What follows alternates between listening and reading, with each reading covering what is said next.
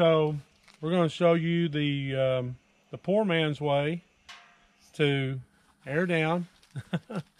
You know, there'll be folks who will definitely shame you on the way we did it, you know, but it works. It's not some, you know, store-bought $1,000 deal. Now it's buried up in here, so this is another. So this is poor man's overlanding. This is not sponsorship deals, just people making a living who want to overland. So I've got my AirDown kit that I built here. I built it all from that cheapo low-end place called Harbor Freight. That's my tool bag there. Is that what's in the back seat? Yeah, it's in the back seat. So this bag here that you see, Voyager, it's like a $10, $15 bag from Harbor Freight. And as you're going to see, this all works every bit as good as those $2,000 rigs you can get on if you're sponsored or whatever. But we're trying to show folks that even on a low budget, you don't have to be filthy rich or have a big sponsorship from people, but you can still overland. You can AirDown. Your way may be, I mean, the poor man's way may be a little bit more time consuming, but if you're wanting to run a race, I think that drag racing is probably the route to go. I would try drag racing.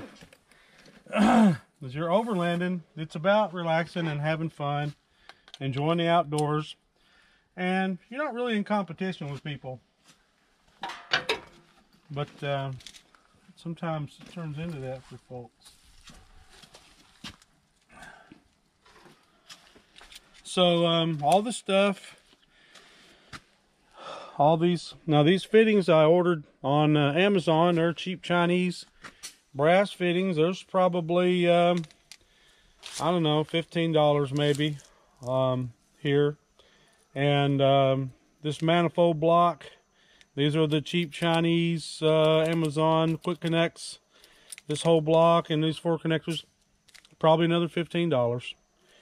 And I got 2 short hoses. They're here, and they're 15 footers, and I attach those to the inside, both of those, and I just use a quick connect. And these are the little cheapo Chinese brass clip-ons. They're $2 or $3 on Amazon.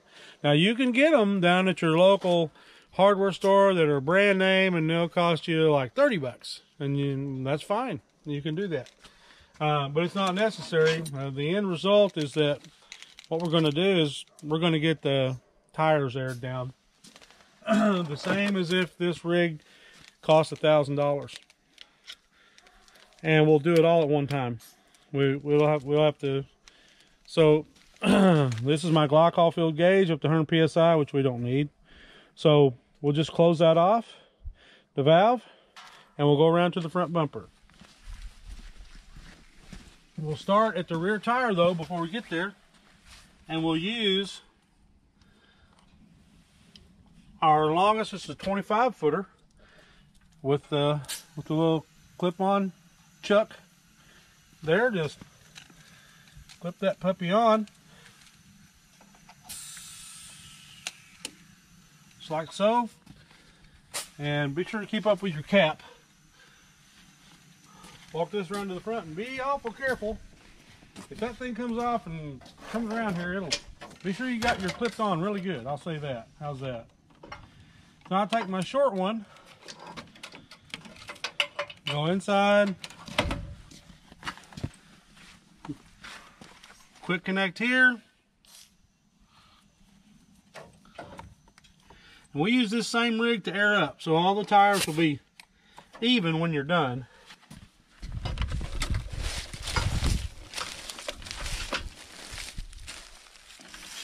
Another 15-footer here.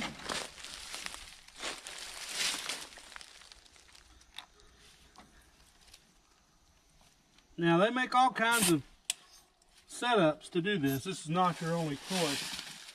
Just the one that I chose. Whatever works for you, do that.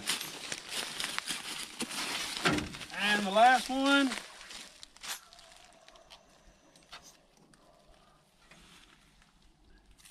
I always put my caps down there close.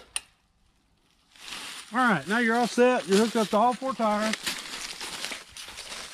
And you can see what your pressure is. Now, another thing, if Rachel, can you see me? Another thing you'll be shamed for is how much air pressure you run. You know, it's a touch and feel thing. We run a certain kind of tire, which is not the high-end Patagonias or nothing like that. They're a good tire, Hercules. We're going to switch to another tire, which is even cheaper. And so we run a high pressure, and we do that on purpose for when we're doing highway miles to get a little better fuel mileage. But there's more reasons than that, but we do it. So we run a little over 45 pounds, and then we'll air down. And all we got to do to get this down is to open one valve. Now I'm at all 4 tires.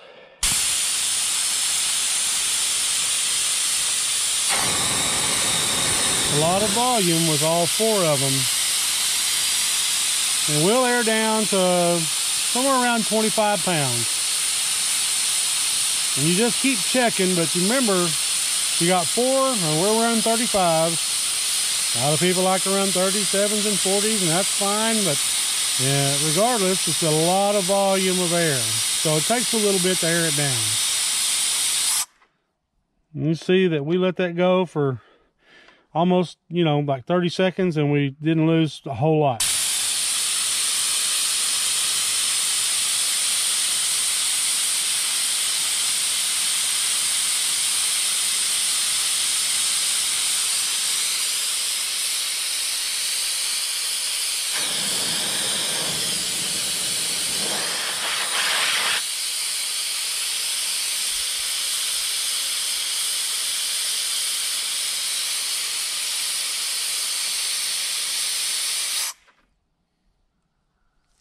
Now we're down about 32, 33 pounds. Now we're not gonna run into a lot of, you know, rough terrain where you need to be down to a lower PSI, but I'll tell you, there'll be folks that, well, you don't have bead locks and you're running down too low. Well, you know, we really appreciate those people's input, but I can tell you that we run 18 pounds, 15 pounds on non-bead lock wheels, and we do it all the time. We're not running Dana 44s in the front and rear where we could even challenge our vehicle to where we would actually spin that bead off the tire. So there, we're pretty close to 25 there. We're 26, 27. So we're going to 25. You can get it right on the money. There's 26.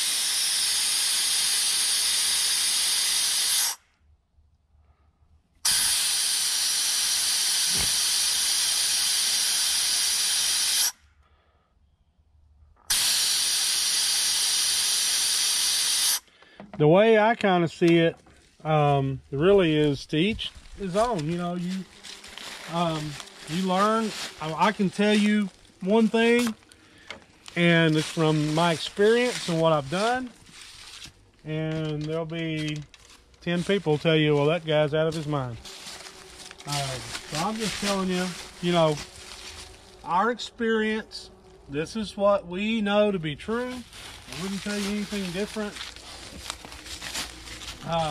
I would try to help you all I could, you know, to not be afraid to get out and wheel. You don't have to have the very best thing money can buy. As a matter of fact, we've got a friend with us here today who he had donated to him, a fellow Overlander donated him a winch a certain brand of winch, and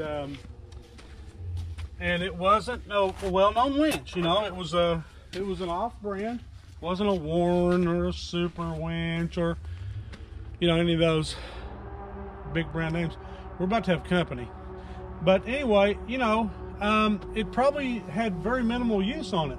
Wouldn't you say, Chad? 2 times. Been used a couple times and it failed. We got a hold of the company, they replaced it. He still got the old one, but you know, he's got an experience from that. He's learned. He had to go through that company and talk to him, and he's got some experience now he can tell you about that because he's learned. And so that's kind of the way we do it.